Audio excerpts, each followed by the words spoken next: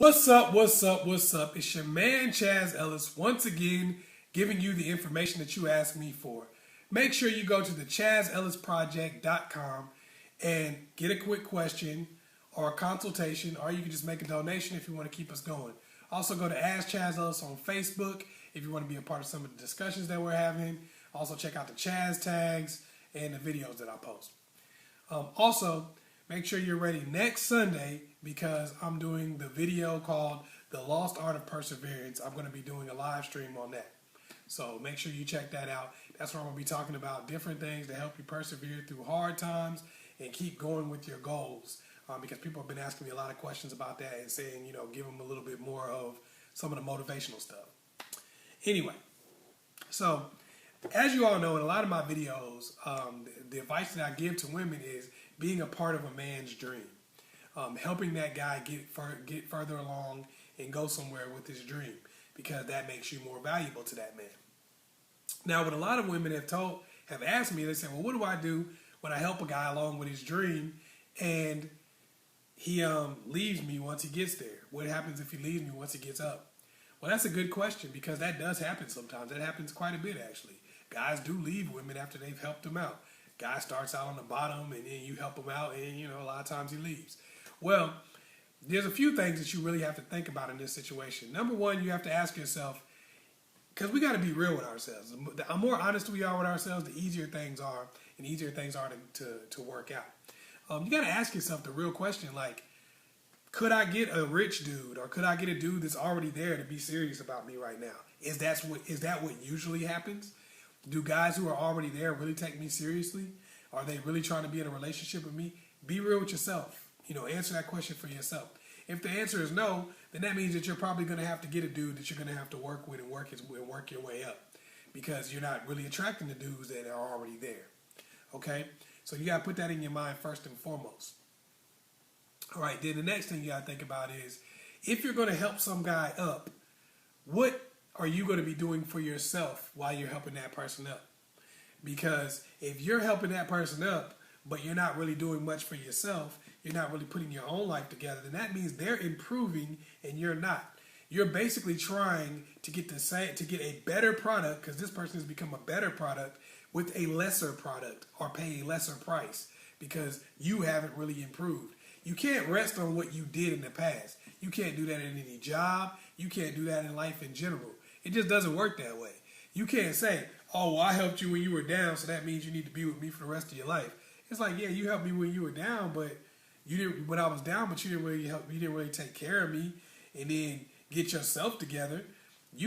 I got myself together. You might have helped me, but I got myself together. And now you're kind of like, floating at the bottom still. You got to be real with yourself. Are you improving? Are you putting yourself in a position where when somebody looks at you, they say you should be with that kind of a person? Have you, if you help them to improve themselves financially, have you improved your business acumen? Have you improved your ability to handle finances? Have you improved some of the things that you might need to do when you're with somebody who has money like that?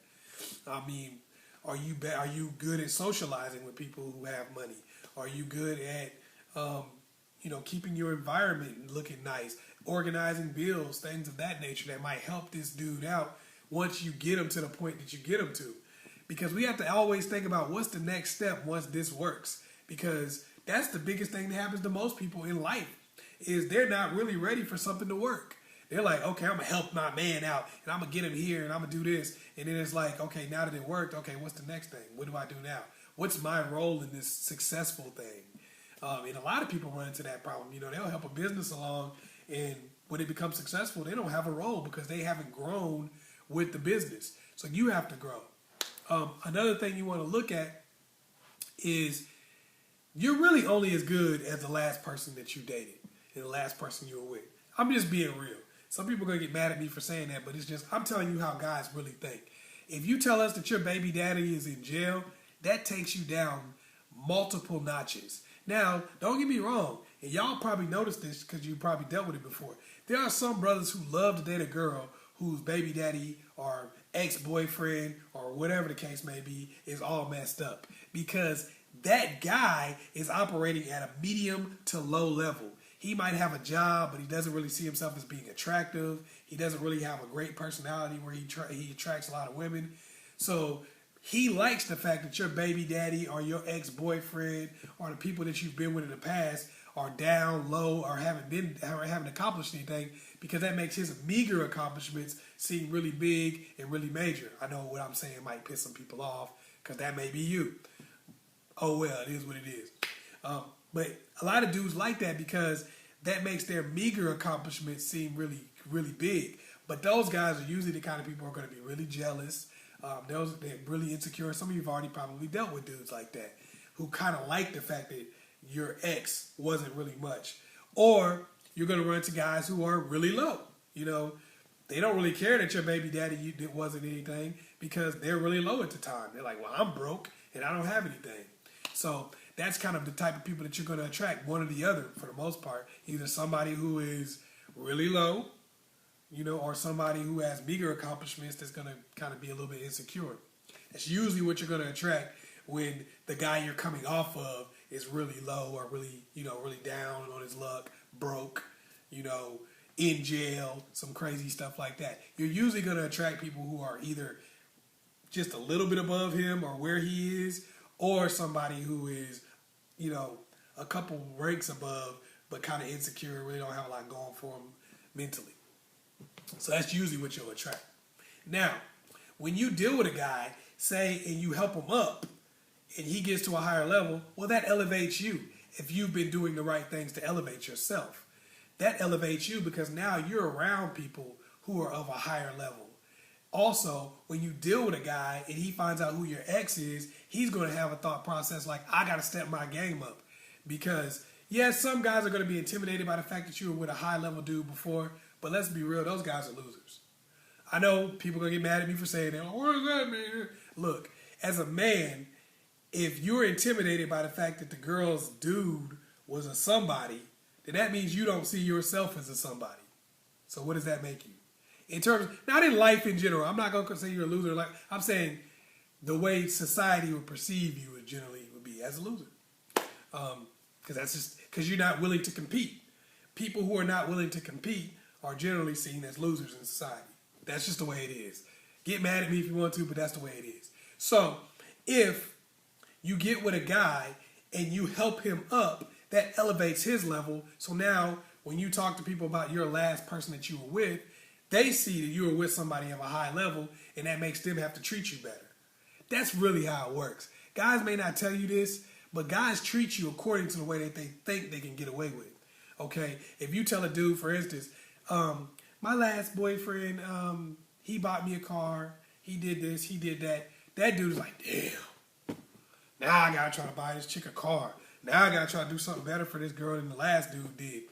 Because even if he's not gonna buy you a car or whatever, because he's like, I ain't tricking, or whatever the case may be, he knows that there's a certain level that he's gonna have to treat you at, or you're probably gonna bolt on him.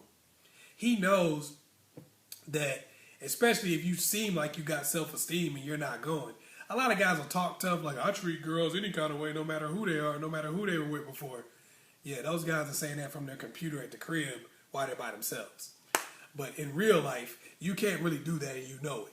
You know if a girl's been operating at it's like, I was watching this movie, Waiting to Exhale, one time, and she said, when you've been treated good, you can't go back to bullshit. And that's really how it is. And guys know that. We know that if a girl's been with somebody who was about something, who had something, and we come in with nothing and are trying to give her, you know, less than, then we know that that girl's going to get tired of it and she's going to bolt, you know. And guys, if you didn't know, now you do.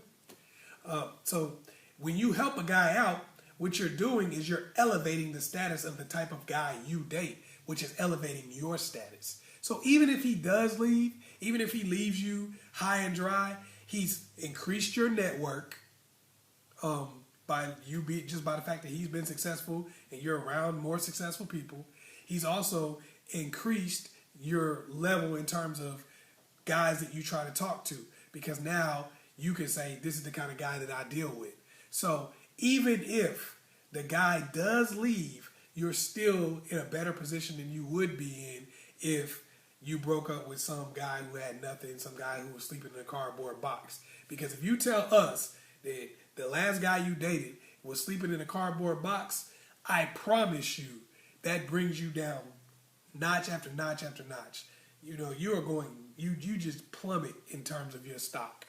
If you tell us that the dude that you have a baby with is homeless and on drugs, I promise you that brings you down just an infinite amount of notches.